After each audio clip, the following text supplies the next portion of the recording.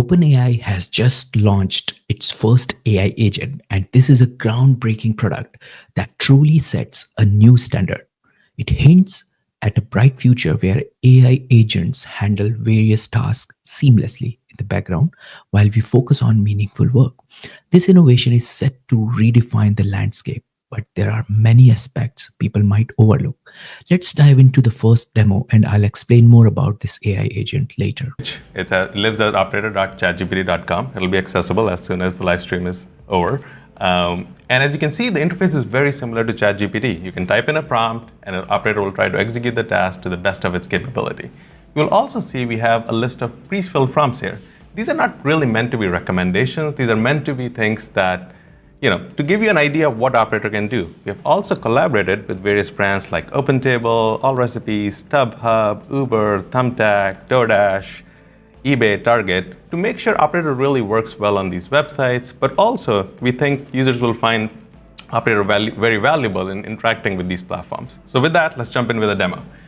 Okay, so I'm gonna start with something fairly simple. I'm gonna use OpenTable and say, book me a table for 2 at Beretta tonight at 7 p.m.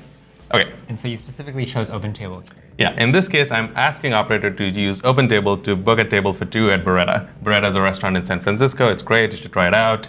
And at 7 p.m. And I'm using OpenTable in this case, but I could have easily said, just do Beretta, and it would have probably gone to search engine, figured out how to make a reservation as well. But let's see what it does. So can you explain what's happening in this? Yeah, right. So I'm going to expand this a little bit. So as soon as I typed in the query, operator instantiated a completely remote browser. This browser is running in the cloud somewhere. And as you can see, it's already up and running. And my hands are off the keyboard. I'm not typing these things. So this is just the AI's clicking around. AI is just clicking around. It started this browser session. It knew where OpenTable website is, which is opentable.com. As you can see, it's summarized chain of thought here as well, which is it's gone to the URL, searched for Beretta. And something cool really happened, which is for some reason, OpenTable thought we were in Virginia, and it auto-corrected itself to San Francisco. This is using, so like ChatGPT, in Operator, you can also give custom instructions. So I'm going to show this really quickly here. Okay. So I've given a custom instruction that for queries that need it, I live in San Francisco. So Operator recognized that and then auto-corrected itself to go to Beretta. Okay, looks like 7 p.m. isn't available, but you know what? 7:45 is just fine. So we're going to go do that. So in this case, operator came back, and this is a really good example of task delegation where operator needs help or needs assistance or just wants to ask you something. It'll just come back and answer that So query. in practice, you wouldn't have had to watch this. You could have just let it go off while you're doing other things, then it would come back and say, hey, I can't do 7:45. Totally. Yeah. And we're starting with a web app. You'll get notifications, etc. When operator moves into mobile, you'll get mobile notifications, much like interactions we do with general apps. Okay, yes, that's great. Let's do it. Okay, so again, very simple interaction as you would have with an assistant, which is, hey, I found a reservation, 7 p.m. wasn't available, let's do 7:45. And again, you can see operator at this point has said, okay, should I?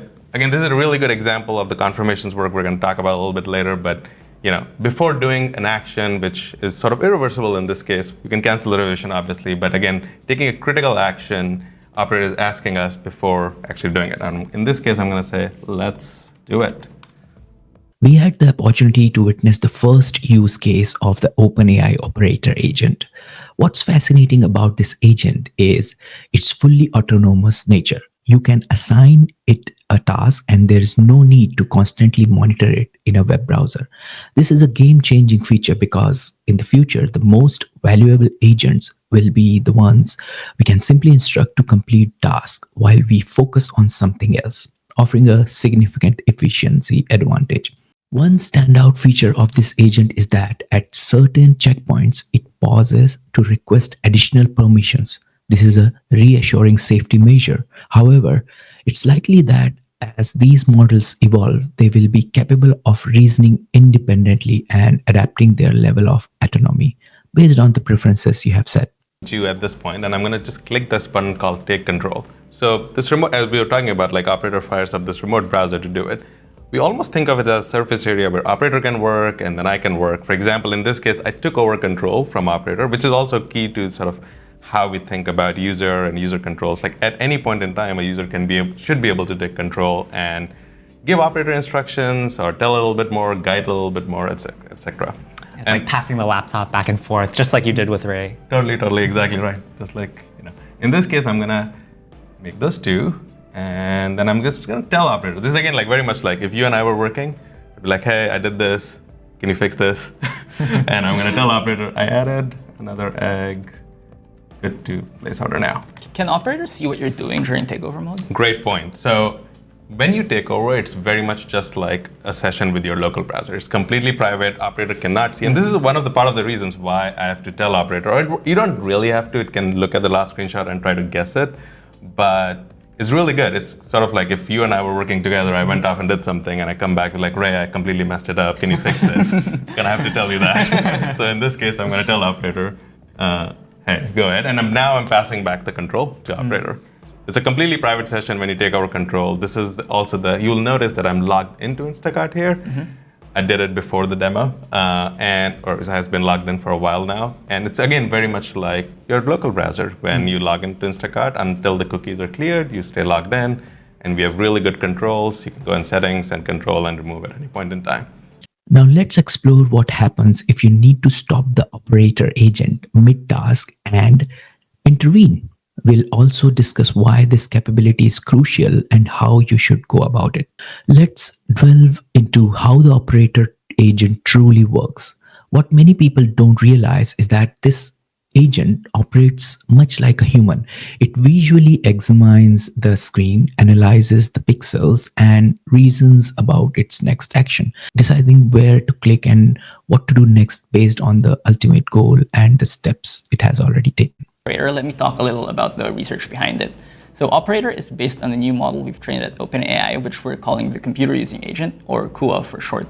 So CUA is a model built off of GPT-4o, but it's also trained to use and control a computer in the same way that humans can by just looking at the screen and using a mouse and keyboard to control it. Before, if you wanted to build something like Operator without CUA, you'd need to use some specialized APIs. For example, if you wanted your model to buy stuff from Instacart, you'd need to figure out if Instacart had an API. You'd need to figure out if that API had all the functions that it needed, and you need to give your model the specs of that API. But if your site, like most other websites, did not have an API, then you're out of luck. So this is just using screenshots, no API, nothing, just no working. API, yes. And that's where CUA comes in. By teaching a model how to use the same basic interface that we use on a daily basis, it just unlocks a whole new range of software that it can use that was previously inaccessible.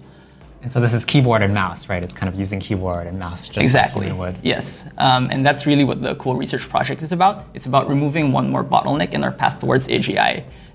This is significant because it indicates that tools like this have the potential to generalize across a wide variety of tasks in the future. Tasks that we currently perform in the browser may become far more sophisticated as these models continue to evolve and their reliability improves over time. One of the barriers to achieving AGI, and they're actively working to overcome it. While the system is already quite proficient at browsing the internet, it's not yet on par with humans. You might be wondering, what does this mean for me? How does it compare to an average person using a computer? And what about my job security? They conducted a benchmark test where they pitted the operator agent against human users. Results of these tests offer a clear comparison between human capabilities and the model's current performance. It's going to be fascinating to watch how these benchmarks evolve over time and to see just how quickly these models improve. That said, we can look at a few benchmarks and kind of quantify how good Operator is right now. So one of the first benchmarks that we're going to look at is called OS World. OS World is an eval that measures how well AI agents navigate common operating systems like Linux. On this task, CUA gets a 38.1% score, which is higher than other publicly published results. Human performance in this task is 72.4%, so we still have room to grow, definitely. The other eval we'll take a look at is called Web Arena. Web Arena is an eval that measures how well AI agents navigate some common websites like e-commerce websites or social forum websites. So on this task, CUA gets 58.1%, again, higher than other publicly published results, but still falls short of human performance. One Still thing, a way to go. Still a way to go, yes. One thing that's important to remember about Web Arena is that even though it's the web, we're still just giving it the same universal interface of screen, mouse, and keyboard. We're not giving it any extra information that might help it do the task, like the raw text of the web page or information about which buttons are clickable. And all the information it needs, just like humans, is just in the screenshot. Another crucial area they will need to focus on is safety. Using an AI agent opens up a wide range of possibilities, but it also introduces various risks and security vulnerabilities. Imagine having an AI agent or even several carrying out tasks on the internet that could border on illegal activities, harassment, or other action. It simply shouldn't. To address this, they have developed a framework designed to keep the AI agent aligned with the ethical and secure practices. This framework ensures the agent doesn't make critical errors, leak personal details, or compromise your security in any ways. It's an essential safeguard as these systems become more powerful and widely adopted. Yeah, so I think we're all very excited about this vision of Operator doing your chores for you, but it is one of the first agents that we're putting out in the world and which has real-world side effects. And so we thought carefully about how to deploy this safely. The framework we used to think about this was one centered around, so for example, what if the user is misaligned? So maybe they're asking for a harmful task, like buy a weapon or something like that. In that case, fortunately, we've done a lot of work with ChatGPT to bring over a lot of the same mitigations. So for example, we refuse harmful tasks, including harmful agentic tasks.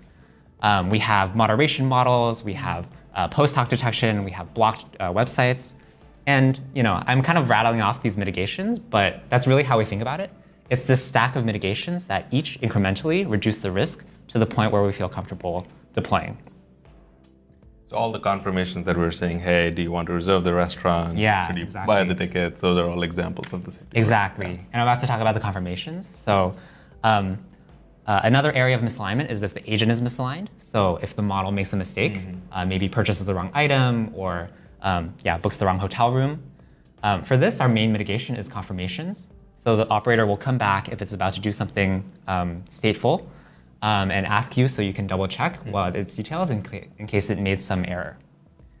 The third area of misalignment is if the website is misaligned.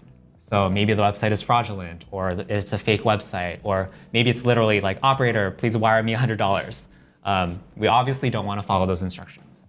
So we've developed our model to try to avoid those instructions and not follow them. But if that fails, we also have a separate layer on top. This is what we call the prompt injection monitor.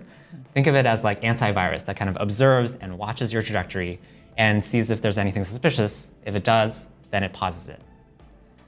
So we feel pretty comfortable with our approach, but obviously, safety is an ongoing process. We can't predict everything.